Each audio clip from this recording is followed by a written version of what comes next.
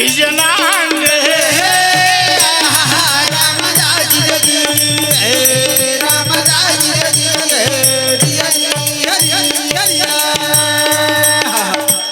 शिंदे साहेब ते काय तुम्ही तुमच्या भाषेत सांगाल काय ते दोन्ही थड्या नदी भरून वाहते कल्पनेचं सोंग एक साधू करीतो स्नान उदकाने भिजेनांग नदी ही माया आहे ही दोन्ही थड्या भरून वाहते मायेची नदी पण तिच्यामध्ये एक साधू स्नान करतोय पाण्यात बुडी घेऊन वर येतो पण त्याच्या अंगाला पाण्याचा स्पर्श नाही सुधाकर गांगणे मामा जो पाण्यात बुडी मारतो त्याच्या अंगाला पाण्याचा स्पर्श नाही आणि म्हणून पाण्यामध्ये मासा झोप घेतो कैसा जावे त्याच्या वंशात तेव्हा कळे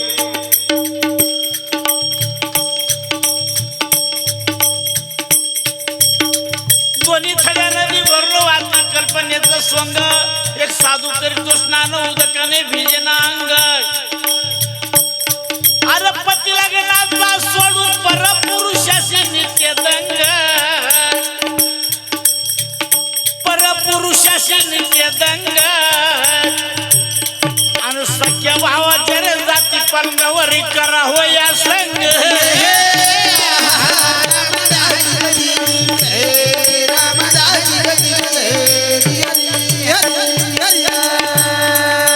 एवढी जर साखी कळेल तर तुला कसं आहे कळणार आहे पती लग्नाचा सोडून परपुरुषाशी नित्य दंग आणि सख्या भावाच्या जाती पलंगावरी करावं या संग ठक्षे शिंदे तुमची कलगी हिनं शुभमंगल सावधान केलेला पती सोडून दिला आणि एका परपुरुषाच्या पाठीमागे लागली पण हा परपुरुष तिच्या हाताला आला नाही म्हणून सख्या भावाच्या पलंगावर जाऊन मनोरथ पूर्ण करायची इच्छा केली कानुबा तेरे ते हे काय फुकटचे लाडू नाही हे काही गोंदे गावात जायचं पंगत करायची गोळे गावात याचं गाणं म्हणायचं असं नाही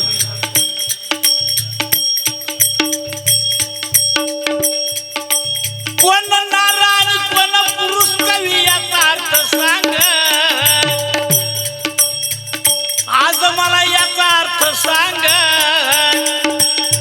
आणि म्हणे शाहीर रामदास गाणारा काय कळलं वांग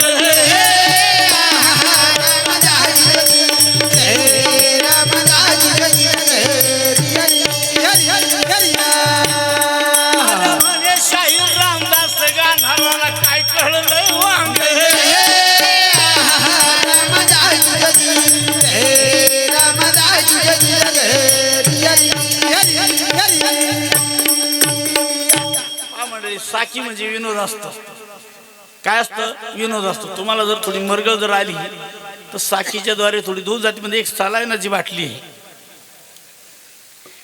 तेव्हा ठक्षे शिंदे भांडण आपलं कलगीत तुऱ्याचं तुमचं नामचं नाही पण तोरा कलगीपेक्षा श्रेष्ठ आहे असं माझं म्हणणं आहे तुम्हाला काय बोलत तुम्ही बोलू शकता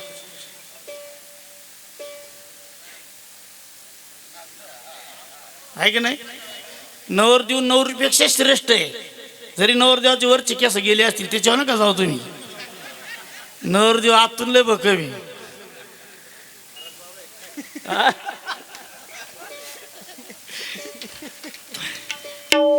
आणि म्हणून हा वाद आहे शास्त्राचा शास्त्र काय सांगतं असा विषय आहे पुढे जात असताना साखी सोडून द्या हा मनोरंजनाचा विषय आहे पण तसं त्याचे शास्त्र आहे नुसतं मनोरंजन नाही रामायणाचा विषय आता ठक्षे शिंदे त्यांचं म्हणणे रामाचा जन्म तुऱ्यावाल्यांनी करायला पाहिजे ठीक आहे खरं आहे ती गोष्ट सीतेचा जन्म तुम्ही केला रामाचा जन्म आम्ही करायला पाहिजे गोष्ट खरी आज रामनवमी आहे पण मला काय वाटलं का बा थोडं सत्कार झाली थोडा वेळ गेला थोडा त्याच्यामधला भाग व्हायला गेला बघून म्हणून वेळ झाल्यामुळं मी काही गोष्टी टाळल्या कारण सगळ्या गोष्टी घ्यायच्या म्हणलं एकटाचीच बारी चालती एकटेच चालण्यापेक्षा शॉर्टकटमध्ये आपली बारी घेतली आणि म्हणून तो विषय थोडा मागे राहिला असू द्या रामायणी कथा ही रामायणी कथा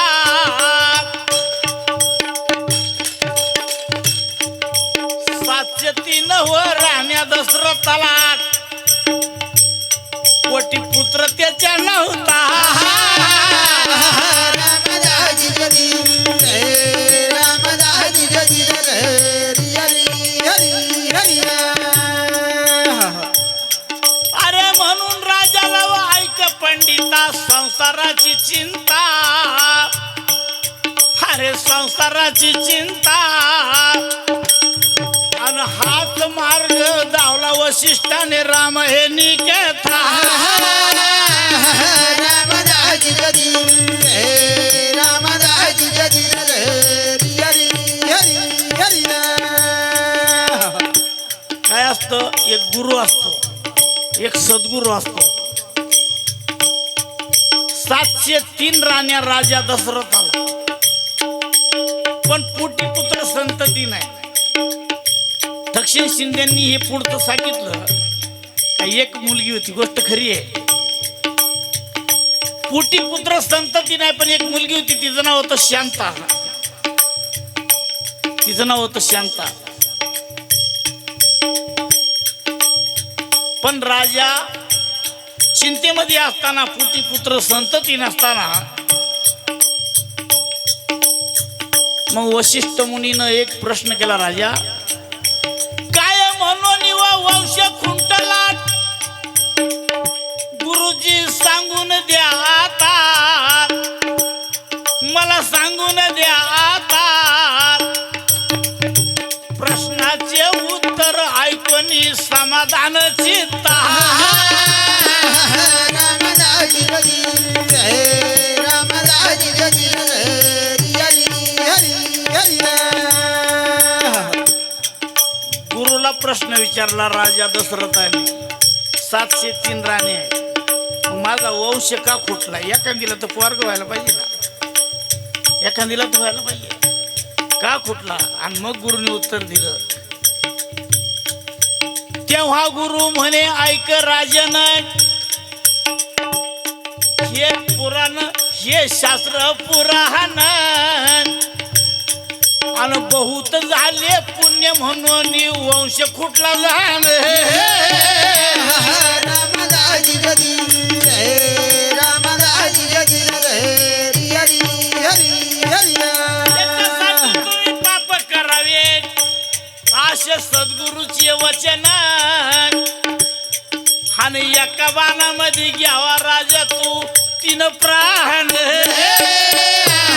रामदाजी जगी रामदाजी जगी हरी हरी हरी काय त्याचा कलगीतो तुम्ही आम्ही सर्वसामान्य माणसं आहेत ना मग वशिष्ठ मुनीने सांगितलं राजा तू एवढं पुण्य केलेलं आहे 100 यज्ञ घातले हत्तीच्या सोंडसारखी तुपाची खऱ्या अर्थाने त्यामध्ये धार पडत होती 88,000 ऋषी जीवन तृप्त होत होते पण तुझा जो वंश खोटला याला कारण तुझं पुण्य जास्ती झालेलं आहे म्हणून मंडळी पुण्य करावं का नाही करावा पाप करावं का नाही करावा हे जनते आपलं ठरावा नाही तर जाऊन सुधाकर मामाला विचारावा काय करावा चेअरमन साहेब आहेत का हा हा मग वशिष्ठाने सांगितलं राजा तुला पाप करावं लागेल काय करावं लागेल एका बाणात 3 प्राण घे म्हणजे कसे घेऊ एक बाण आणि 3 प्राण म्हणजे 3 शिकार करायची तेव्हा वशिष्ठाने हर त्याचा वेळेला वशिष्ठ ऋषीने बनवून दिला बाण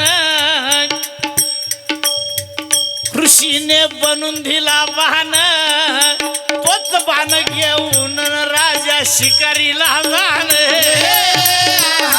रामदाजी जगी रामदाजी जगी हरी हरी हरी राजा तुझं काम तू कर माझं काम मी करतो वशिष्ठ मुनीनं बाण बनवून दिला हे काम कोण करील बाण करील तू फक्त घेऊन जा आणि मग त्या वशिष्ठ मुनीनं बाण बनवून दिला राजा शिकारीला गेला एका झाडावर बसला आणि श्रावण बाळाला बाण मारला. आणि श्रावण बाळाला बाण मारल्याच्या नंतर श्रावण बाळाने सांगितलं, राजे माझे आईवडील आहे, आंधळे आहे आणि त्यांना पाणी दे, पण माझी खबर मृत्यूची पाणी पिल्याशिवाय सांगू नको, नाही तर ते पाणी पिणार नाही. राजा दशरथाने श्रावण बाळाची प्राणज्योत मालवली, हातामध्ये कमंडलू भरून घेतलं, खांद्यावर प्रीत घेतलं, आंधळ्या आईवडिलांकडे गेले आणि आंधळ्या आईवडिलांना पाणी देत असताना राजा बोलत नाही. अशा वेळेला ते म्हणतात, बाळ श्रावणा, तुला आम्ही एवढं रात्रीचं पाणी आणायचं ना, म्हणून राग आला असेल तर तुझ्या पाण्याचा धिक्कार असो, आम्हाला तुझं पाणी नको. प्रश्न निर्माण झाला, नाही बोलावा तर हे पाणी पित नाही, बोलावा तर श्रावण बाळांनी सांगितले पाणी पिल्याशिवाय त्यांना सांगू नको, मग हे पाणी पिणार नाही. अशा संकटात पडलेल्या राजाने सांगितलं, मी तुमचा बाळ श्रावण नाही, मी अयोध्येचा राजा दशरथ आहे, पण तुमच्या बाळाचा माझ्या हातून चुकून मृत्यू झालेला आहे. एवढा शब्द कानावर पडल्याबरोबर त्यांनी खऱ्या अर्थाने खाली उड्या टाकल्या, त्या प्रेतावर पडून रडू लागले. पण राग अनावर झाला, शाप दिला, राजा आमचा एकुलता एक बाळ जर तू यम साधनाला पाठवला असेल तर तुला 4 मुलं होतील, पण पाणी पाणी आणि पुत्र पुत्र करून मरशील, एवढा शाप दिला. बाण किती होता? 1. मेले किती? 3 जण. कसे मेले हो? ज्या वेळेला श्रावण बाळाला मृत्यू झालेलं पाहिलं त्यावेळेला सांगितलं त्या आईवडिलांनी, राजा लाकडं जमा कर, सरान रच, आमच्या बाळाला आम्हाला सरणात घालायचं आहे. सरान रचलं, श्रावण बाळाला सरणात घातलं. पहिलं पाणी राजा दशरथाने पाजलं. लक्षात घ्या बरं का, तुमच्या प्रश्नाचं उत्तर द्यायचे मला. पहिलं पाणी कोणी पाजलं? दशरथ राजे. मग सुटकी असतो का नसतो? मला हे सांगा, पाणी पाजणारा सुटकी असतो का नसतो? तुम्हाला माहित नाही, घेत नाही, कोणच्या माहिती नाही, तुम्ही जाऊन आले ना, आहे की नाही? पहिलं पाणी दशरथाने पाजलं, कारण ते जे पाण्याचं कमंडलू होतं दशरथ राजाने उशाला धरलं. कोणच्या? श्रावण बाळाच्या. दशरथाने पहिलं पाणी पाजलं, दुसरं त्याच्या बापाने पाजलं, तिसरं आईनं पाजलं. आणि बापाने मुलाला अग्निडाग दिला, चित्ता भडकली आणि त्या चित्तेमध्ये या दोन्ही आईवडिलांनी उड्या टाकल्या आणि एका चित्तेत 3 जण जळून खाक झाली. बाण 1 होता, प्राण गेले 3. वचन कोणाचं होतं? वशिष्ठाचं होतं. वशिष्ठाचं वचन कधी चुकीचं नव्हतं. पण श्रावण बाळाने व हाक मारली, मामा मामा म्हणून, अरे मामा मामा म्हणून, आणि कोणत्या नात्याने? मामा दशरथ, ऐका रामायण.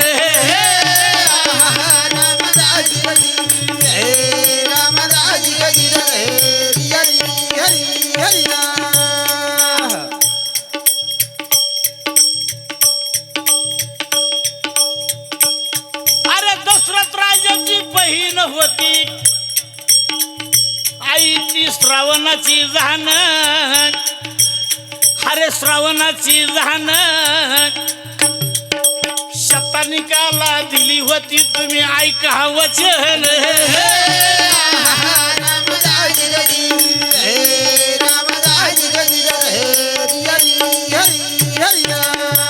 रामायण के, पण एका रामायणामध्ये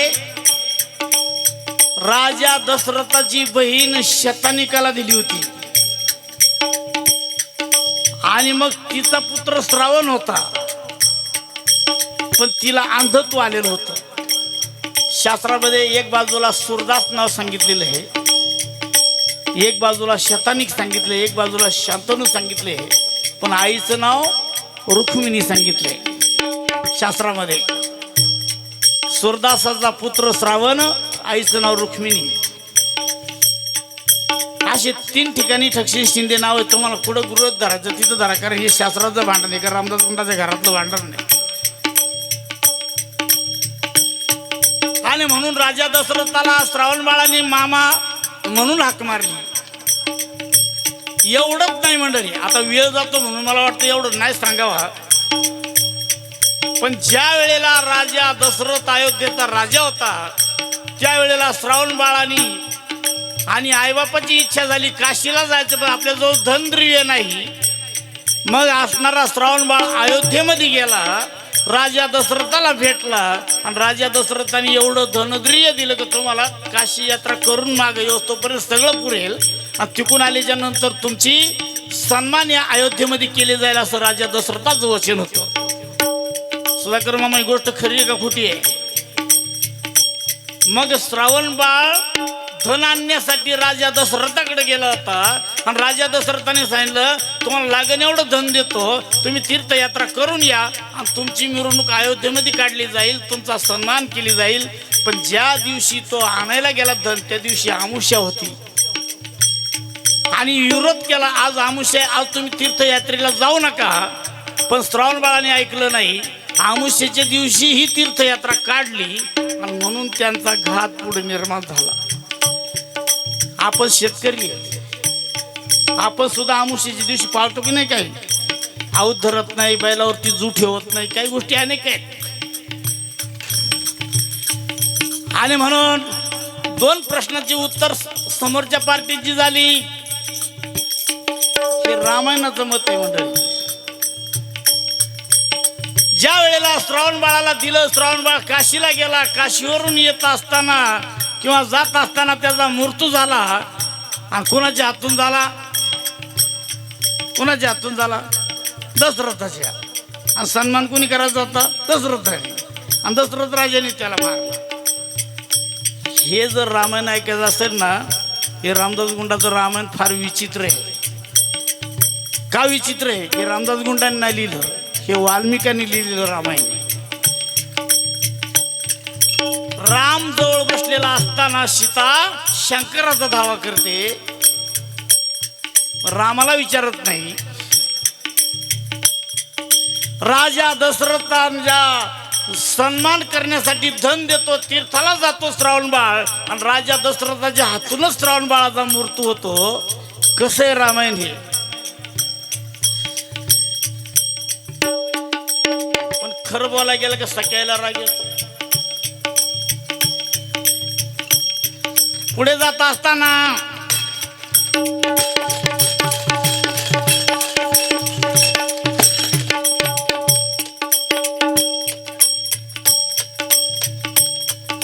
आई बापाने शाप दिला, तुला 4 मुलं होतील, पाणी पाणी करून मरशील, एक पुत्र सुद्धा तुझ्या जवळ येणार नाही. आणि तिथून पुढं अयोध्येला गेलेला दशरथ गुरुला विचारतो, महाराज आता काय करायचं? म्हणे आता पुत्र कामेष्टी यत्न करा. आता एक बाजूनं पाप झालं, 3 जण गेले, पण एक बाजूनं मुलं होतील, तुमच्या वंशाला द्यावं लागेल. चांगला शाप होता का वाईट होता मंडळी? शाप चांगला होता का वाईट होता? हे जे तिच्या मनाला कळलं पाहिजे. वाईट होता? हा, तुम्हाला कळत आहे रामायण म्हणून विचारलं. काय फायदा आहे की नाही? आणि पोरच नसल्यावर काय फायदा आहे?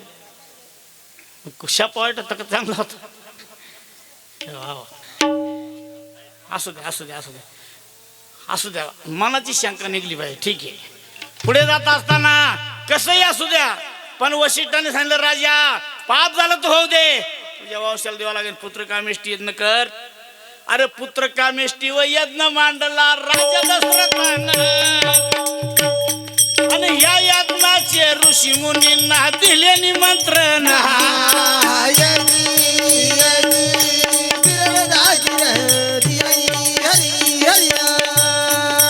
ऐक पंडित हा गुणीवंतात,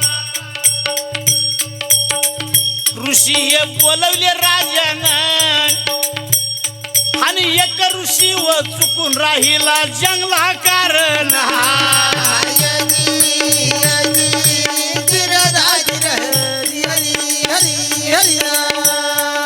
चंडीकौंडन्य नाव ऋषीचे ऐका रामायण, मारून गोड्यावर टांगण राजा गेला त्या ठिकाणा.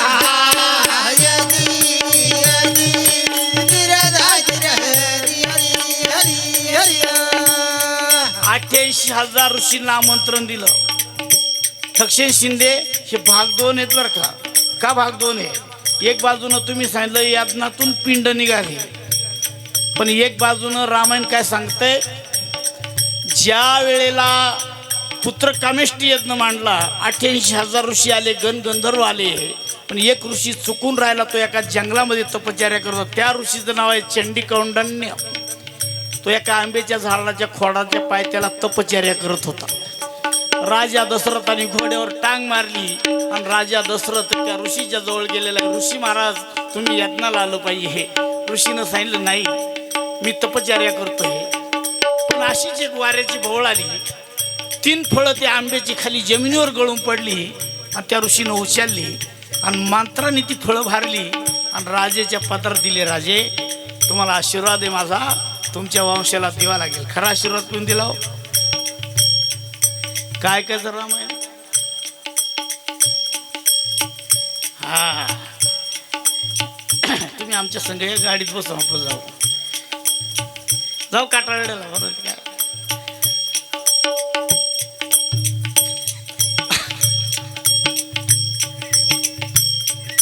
तीन फळ व दिली राजाला तेव्हा ऋषीनं. 3 राण्यांना 3 फळ द्या, यज्ञ सफल होईन.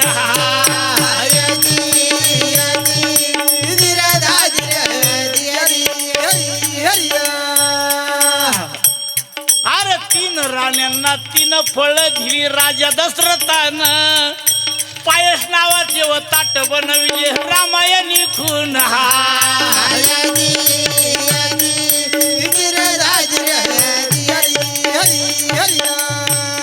राजा दशरथाने 3 फळं आणली, मंत्राने भारली होती ऋषीनं, आणि 3 पायस नावाची फळं ताट बनवले आणि तिघींना 3 दिले. कैकेयी, सुमित्रा आणि कौसल्या. या 3 राण्यांना 3 फळं दिली. मग कैकेयीच्या राजांगणामध्ये ते ताट ठेवलेलं होतं. अचानक आली घार पंडिता, काय केलं तिनं, त्याचं फळ उचलून घार गेली निघून.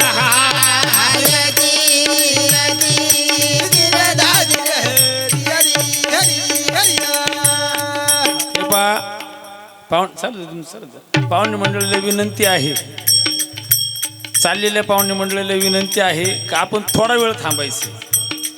आताशी कुठं तर कलगीतुरा पेटायला लागलाय आणि जर लयच पेटला तर ही जो माणसं लागती.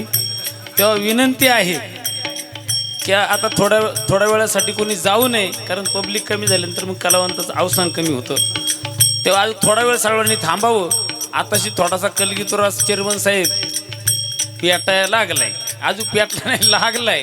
धन्यवाद. तेव्हा चाललेल्या मंडळींना विनंती आहे, तुम्ही थांबला तर अजून भारी वाटेल. धन्यवाद.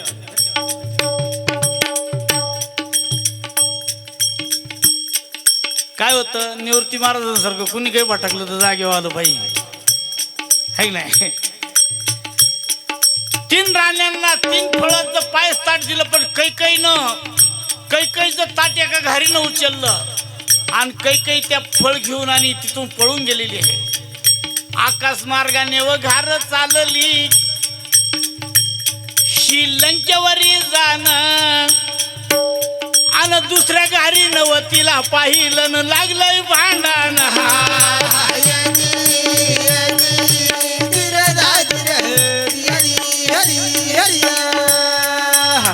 झपटी मध्ये फळ गळाले, समुद्र किनारा तो महान, रावणाची हो आई कैकशी करीत होती तपसाधन.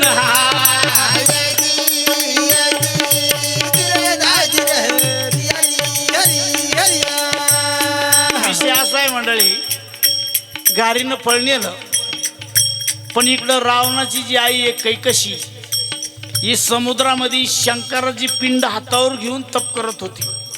आणि या 2 घारीचं भांडण लागलं आणि त्या भांडणात झपटाझपटीमध्ये हे फळ तिच्या पायातून निसटलं, त्या कैकशीच्या पदरात पडलं आणि कैकशीनं ते फळ खाल्लं. फळ किती होती? 3. खाली राहिली 2 अरे दुखी झाली काही रडती राजापाशी जाऊन ऐका राजन माझ्या मनाचे नाही समाधान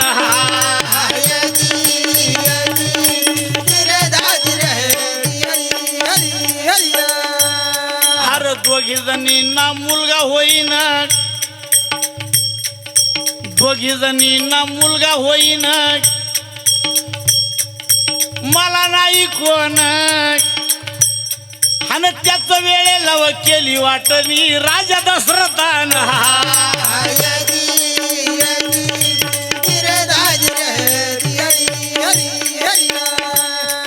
काही रडू लागली राजा माझं फळच घारीन नेलं माझ्या वंशाला दिवा लागणार नाही पण या दोन्हींना दोन पोरं काय वेळेला असती कलगीची भानगड असती ठक्षण शिंदे एखाद्या स्तवतीला पोरग झालं तर दुसरीला एवढं वाईट वाटत तिला असं वाटतं का पण नसलेलं बरं जीवन नसलेलं बरं बाय माणसामध्ये दिलेच तुरस असते तिनं राजापाशी रडू लागली राजे माझं काय मग त्या असणाऱ्या राजाने या दोघींमधलं एक फळ घेतलं त्या कैकेयीला दिलं आणि ह्या दोघींना एक दिलं ऐका बरं का रामायण अर्ध्या फळापासून जन्मले राम लक्ष्मण अर्ध्या फळापासून जन्मले भरत शत्रुघ्न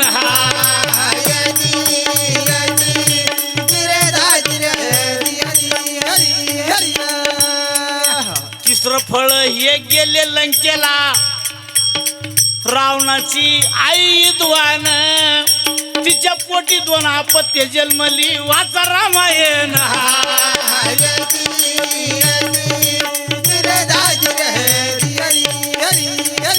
त्याच ठिकाणी व आला जन्माला वीर विभीषण त्रिजटा नावाची व मुलगी जन्मली ही रामायणी खून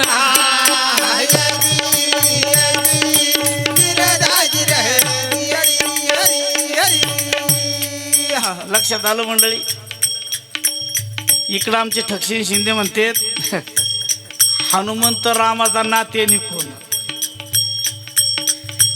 रामदास गुंडाचा नात नाही फुकट नाही करायचा कोणी बी